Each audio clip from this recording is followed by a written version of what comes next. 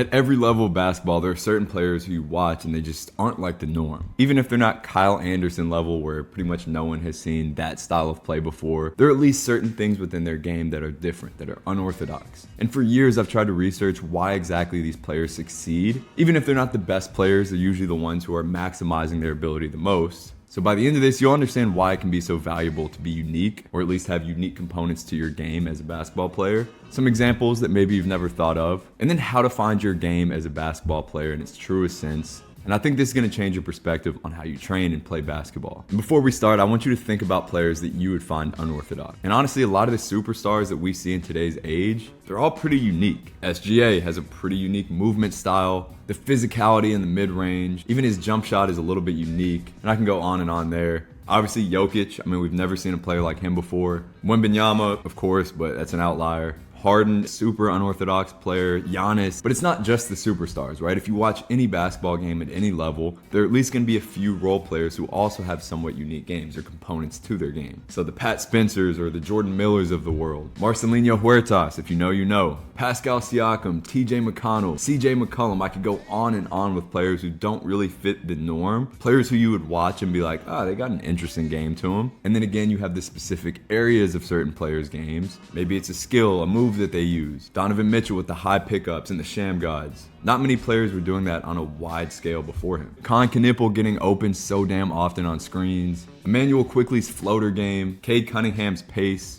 Of course, you could throw Luka in that bucket as well. And honestly, I know I'm mentioning the NBA guys because those are the ones that we watch most often and the names that are going to be most familiar to you. But I see this just as much, if not more, at the pro level internationally, as well as college and even high school basketball. And even with kids, right? All the athletes at our By Any Means academies, so many of them have such unique games, and it's fun to see how this organically happens. But so many kids also get this coached out of them, which is also something that I'll cover. So now to really get the thoughts going here, I want to look at why this works. Why does having something unique about your game give you a competitive advantage? Because so many players spend so much time working on becoming technically correct, right? As if there is a black and a white or a right and a wrong answer. But the game doesn't reward players who do everything perfectly, or at least how a trainer or coach would tell them exactly how to do it, or how people have done it before. The game rewards players who solve problems best, and who are hard to solve for defensively. Because when you look at it, defense is built on anticipation. The defense is always going to be one step behind. It's just natural, right? Offense decides when to go, where to go. They dictate where the defense goes, unless the defense is able to anticipate. Now, unorthodox players, they tend to evade that. There isn't much anticipation, because anticipation is built on pattern recognition. You see something over and over and over again, and eventually it becomes a pattern. So as a good defender, if you're used to players loading up a crossover a certain way, you can guess that, and now you're one step ahead. And these are called positional cues. I love a baseball analogy here. When you think about how fast a baseball moves from the release of the ball from the pitcher to the time that it reaches the catcher's mitt, that's not enough time for the human brain to consciously process that,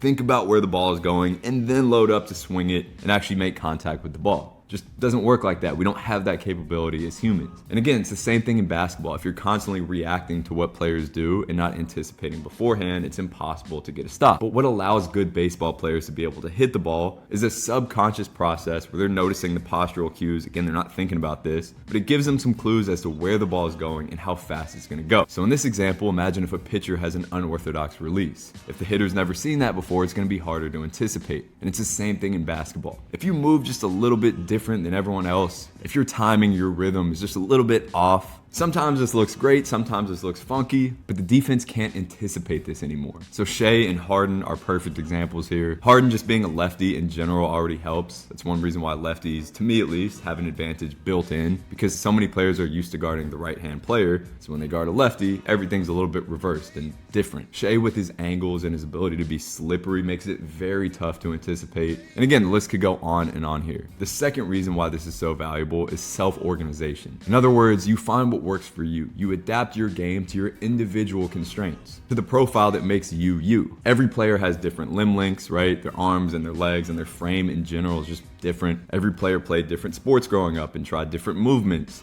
Every player has different inspirations or players that they watch growing up. And think of all of this as just a big recipe of like different ingredients that are being thrown into you as a basketball player. And of course, everyone should come out with a different playing style and movement style. But so many times players and coaches especially, they think that there's one perfect recipe. You have to play like this. You have to move like this. these are the 5 moves that you have to have. But no, those may not be the best ones for that player. Those shooting mechanics may not be the best shooting mechanics for that player. So when you allow yourself to be unorthodox, this is where you find what works best for you, not for anyone else. Now I want to go over a few different categories here because to me it's not just movement, right? There are plenty of different parts of the game that can make you unique or unorthodox. Starting with the movement style. As we already talked about, the timing, the angles, the pace. Look at Austin Reeves, and he even talked about this and kind of, I don't want to say admitted it, but brought it to light on the Mind the Game podcast, where he goes, yeah, everyone just thought I looked a little bit different or weird, but it works. Peyton Pritchard is another great example, somebody who's played a lot of just live basketball one-on-one, and as a result moves pretty differently, but it works. And this isn't just ball handling, right? It's also how you move around the rim. Manu Ginobili, great example of this, probably the most famous example. Kind of bringing the Euro step to light, working very well with strides and different pickups around the rim. Now everybody does it, so it's not unorthodox as you're watching it, but it definitely was. Tony Parker, his teammate as well, super unique with different spins and push crosses around the rim. Something we never really saw before, and it threw defenders off. They didn't just go on Instagram and look for the 5 finishing moves that everyone needs. They just figured things out, and those things worked for them. Now, then we have shooting unorthodox. So, of course, part 1 of this is the shooting form. The Halliburton, the LaMelo. I would even argue Steph Curry before Steph Curry's shot became popular. Another example of how things turn from unorthodox or unique to widely accepted when one player does it at the highest level. But then you also have players who find different solutions for shots. So I mentioned someone earlier, Marcelinho Huertas. He's constantly pulling out these one-leg shots from even the three-point line or almost at the three-point line because he can make them, they work for him, he's shorter, he needs to get it off quicker, and he's in his 40s still killing European basketball with these. Nadir Heafy is another great example of a European pro who's developed these crazy separation shots to be able to create space as a little bit shorter of a guard. You got my guy King Kendrick, high school player currently at least, who's developed the ability to shoot with both hands. So some shots he shoots with the left hand, some he shoots with the right hand. It's crazy, but again, it works for him. And I would even argue in 10, 20 years, it's going to be way more popular than it is now, if not sooner. You got TJ McConnell, who's constantly kind of snaking around and shooting these little high release mid-range shots. You got Tommy Klepice, another European pro, who's earned the right to shoot one-leg threes at a high level. So you have the shooting form, but then you also have the different shots that people shoot. Then you have decision unorthodox. These are players who make decisions in ways that others wouldn't, or in the same situation that you give 100 players, they're probably going to make a different one. Of course, you could put Nikola Jokic in this category because of his ability to read patterns. And most decisions that he makes, the average player won't even see. But this could even be like a Jaime Jaquez, right? The other day I was studying his film and his ability to get into different spins and use spins in situations where others wouldn't, as well as how he attacks closeouts. Just unique. It's not even as much the movement behind it, it's about when he's using these different options. Then you have role unorthodox. So these are players who don't really fit clean positional boxes. The Bruce Brown, the Draymond, Zion James, even like a Sasha Vezenkov, who just won MVP of the EuroLeague. Plays very different than the average MVP, but also just player in general. He's constantly moving off ball, barely dribbling. Then you have different shooters like Andy Obst, one of the best shooters in the world. And just the way that he fits in a team system and creates so much gravity is pretty unique. I would even argue KD was unorthodox, and that's why everyone says, oh, so-and-so is going to be the next KD. But nobody can really be that because he's unique. It's him. And it's becoming more accepted for taller guys to,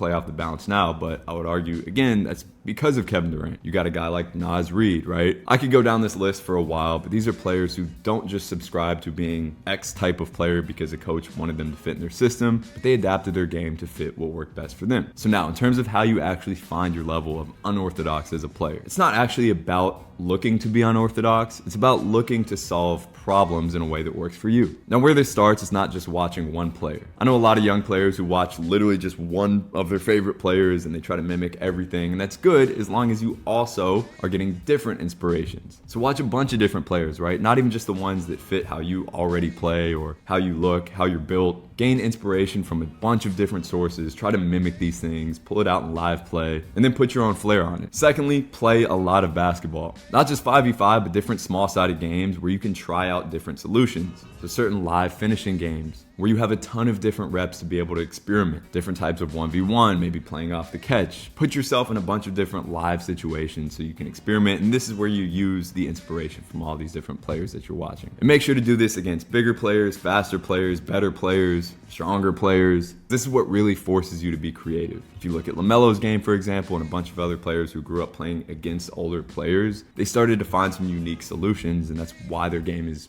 White unorthodox, because they weren't just playing against the shittier kids, they were playing against ones that really challenged them to find their own solutions. And that leads me into constraints. Creativity comes from constraints. It comes from not being able to do something, so you have to find a better way to do it. So on your live play, on your small-sided games, maybe you put constraints on yourself to say, hey, look, I'm already pretty good at 1 foot finishing. Maybe for this drill, I'm not gonna go with 1 foot finishes. I have to jump off of 2. So now you find different ways to go off of 2 feet, and that may be a pretty unique thing. Maybe as you're doing your 5v5 for the day, you only allow yourself to take 1 fast dribble every time you get it. So you have to find ways to quickly create an advantage and then use pace to slow down and take more composed dribbles. I could come up with thousands of examples here, but be creative. Just put challenges on yourself and watch how your creativity flourishes. Next thing here, don't just listen to coaches. Your coaches, your trainers, of course, have a wide bank of knowledge, but a lot of coaches and especially skills trainers think about how you can fit their model of how they want players to play versus finding your own game. So of course, take from them, but also embrace self-learning. And then lastly, avoid the mistake of trying to copy the weirdness or the level of unorthodox, and more so allow this to happen naturally. If you do all of these in the right way, you're gonna develop a unique game, or at least parts of your game that are unique or unorthodox, and it's gonna help you a ton. As always, appreciate you guys for tuning in. Hopefully you guys learned something from this video, maybe even your entire perspective shifted. And as always, if you're interested in working with us, check out our virtual academy or our summer academy. If you're willing to come to Miami to train with us, we'd love to have you. It'll all be in the description. See you next time.